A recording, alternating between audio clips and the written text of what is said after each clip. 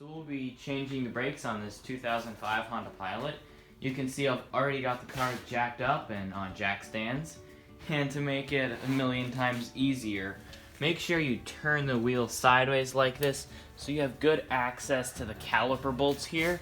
There's no point in fighting with the little room that it gives you in the wheel well here. So just turn the wheel and it gives you much more room to get the caliper bolts. And this just about always gets the bolt off using the leverage. Yeah. Every time this thing works. So now just with the breaker bar, we can use this. So we could just use the 1/2-inch ratchet and take it off the rest of the way, but Bambi will take it off a little faster. So we'll just position it on and... So you want to make sure it's on reverse, and we have it on the power 3, which is the highest, but if you're working with small bolts, this will break them or strip them out, and it's a good idea to flip it to 1, but with the caliper bolt, it's already broken loose, and we don't have to worry about breaking it off, and now we can go and take it off.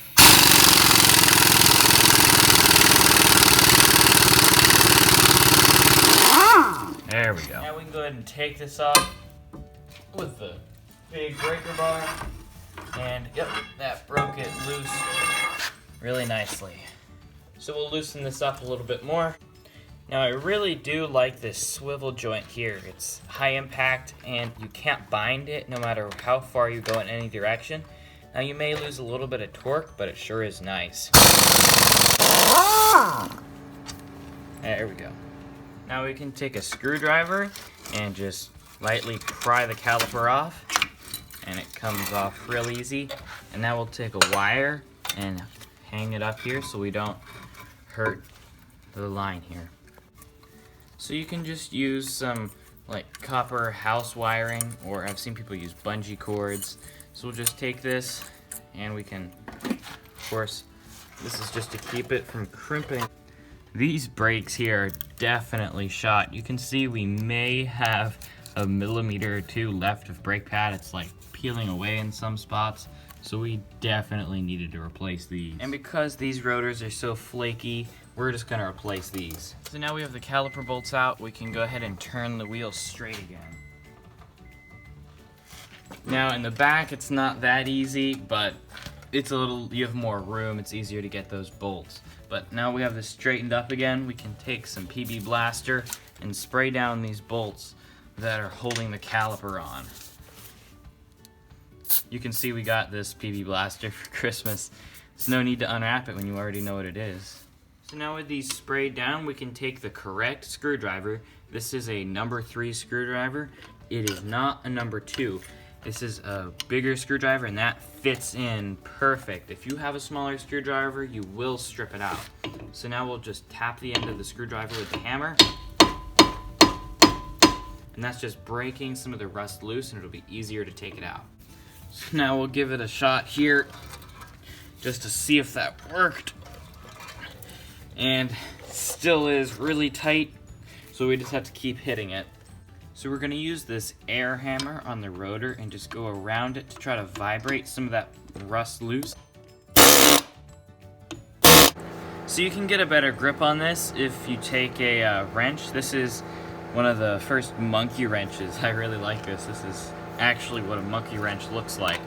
So we'll take this, and that goes on the hex there, and we can try to twist it, but it's tight on there. And you know what? It's moving. That is a good sign. That's what I wanted to see. The reason these are so hard to get off is just because the last person that worked on this did not put anti-seize on these bolts. If you're gonna put them back in, make sure there's anti-seize on them so they come out easier next time. Now we can go ahead and pry out the pads here, and they are really rusted, but just take a screwdriver and pry them out. So these definitely weren't gliding how they should, and that's why they wore out differently on both sides. Now we can go ahead and pry these out. There we go. So we'll make sure that the new ones slide nice and easy, and wow, that one is pretty low on brake pads. We definitely needed to change these. That one came out a little easier, but wow, that is pretty scary. So we'll need to take this off. You can see the guide pins seem to be sliding okay, but they'll sure slide a lot better once we clean them. So we'll need to expose these guide pins so we can clean them and put some fresh grease on. And we'll have to lift these rubber boots up off. It's good that they're sealed, which means they won't be rusting. Now we'll be able to lift this whole assembly up and off. So you can see right here when I wipe off the grease with this rag, there's like, it's almost a greenish color. All this should be chrome, but that definitely needs some polishing. So it's pretty important to clean these up so the brake pads will slide smoothly. Sometimes the brakes will come with new ones, sometimes they don't even fit. So it's just a good idea to take some sandpaper and clean them up. So now we'll see how well the pads fit. It's important that they fit in nice and easy and that they'll be able to glide. If they don't fit in, then you have to kind of grind these and file these till they do. So this pad doesn't quite fit in, it's really close, but we're just gonna grind that off just a little bit so this pad will glide back and forth smoothly.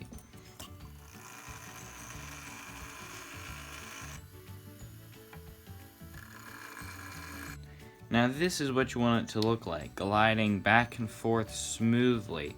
Now a lot of mechanics won't do that, and that's one reason why doing your own brakes is pretty nice. Very seldom do you actually have brake pads that you get like from the store that'll actually fit in really nicely. You might just need to do a little bit of tweaking. Now I have had them where they just go right in and they feel really good, but a lot of times you just have to grind a little bit off. This one here is really close. It just needs a little bit chopped off there. So I just chopped a little bit off the top there, and now this slides nice and smooth, just how it should. And this is why it's very important to make sure your pads fit in there perfect. The other side wasn't in nearly as bad shape. They were kind of acceptable. They still needed to be changed, but they were wearing unevenly, and that's why you'll get uneven brake wear. So it's also important to put a little bit of grease here just on the tabs here.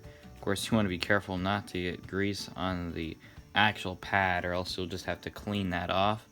But you want this to slide nice and smooth. So these both about have the same fitment, and this one here has grease on it and it slides nice and smooth. But whenever I go to move this one, it still is smooth, but it's not nearly as smooth. It's a little bit more jumpy. So what we're gonna do is we can take this out and put a little grease on this as well. We'll put a little bit in these guides here. Now we'll see how well this fits in there. Now that slides much smoother. So now we're going to take some 600, or you could use 1200, just a fine grit sandpaper, and make sure these are shiny and just clean them up.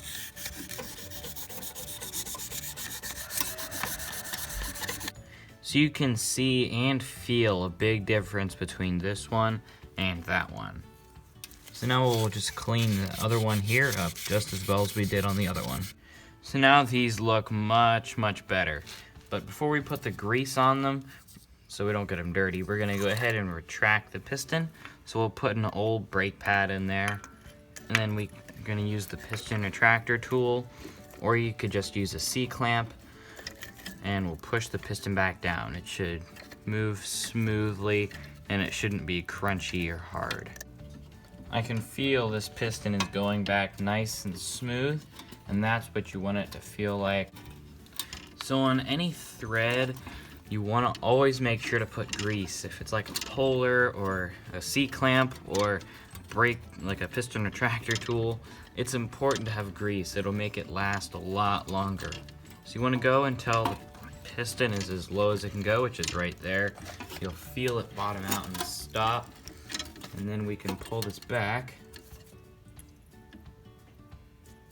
So now we can grease everything, and then we can put the whole mechanism back together and put the pads in. we'll just rub it in with our hand just to kind of spread it out a little bit. Just like that.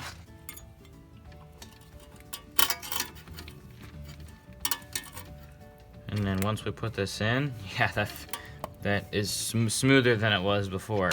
But you don't want to forget to take the rubber boot and push it over that lip. And that'll keep rust and dirt from getting in there and scoring the pin. That's an important step you don't want to forget. Now, a lot of people don't clean and do that to their guide pins. It's really important. It makes a big difference. It's worth the work, and I can feel there's a big difference whenever you move it. Now we can go ahead and take this pad and put it back in there, and that fits in nicely. So now we can put on the bottom pad, make sure it's in the right orientation. Yeah. And that slides right into the guides and in place. So you want to make sure this surface here is very clean, because you don't want the rotor to go on and sit a little cockeyed. That would kind of mess up. Your tire would wear unevenly and there would be a shake in the steering wheel. So make sure all the dirt and crud and grit is off of here. And then it's never fun to have to pound rotors off. So we're going to take a little bit of anti-seize and put it around here on the mating surfaces, and that'll really help us get the rotor off next time. Just rub it with my finger just to make sure it's evenly spread everywhere. So now we can go ahead and put the new rotor on and make sure those screw holes are lined up. So these here, and that fits right on, and sure looks nice. And make sure you put anti-seize on these little bolts here. We don't want these to seize up, and when they do, they are very hard to get off. So a lot of people will just take these and they'll throw them away after the first time they do a brake job, but I kind of find them pretty convenient whenever you're trying to hold that rotor on, and this will really keep it in place whenever you're trying to move the caliper down or something like that. The rotor won't be moving around and falling all over the place. Now we can untwist this. So now with everything all together and in place, we can go ahead and slide the caliper on and put the caliper bolt in place. We have some anti-seize on it, so it's easier to get off next time, because these things can be really hard. You want to put it as far in as you can by hand, and then do the rest with a ratchet, and we'll just kind of snug this up, but not too tight, because we still have to put the caliper bolt in, and then we can go ahead and torque both of them. So now we can go ahead and put in the bottom caliper bolt here. With a torque wrench set to 80 foot-pounds, we're going to torque these caliper bolts.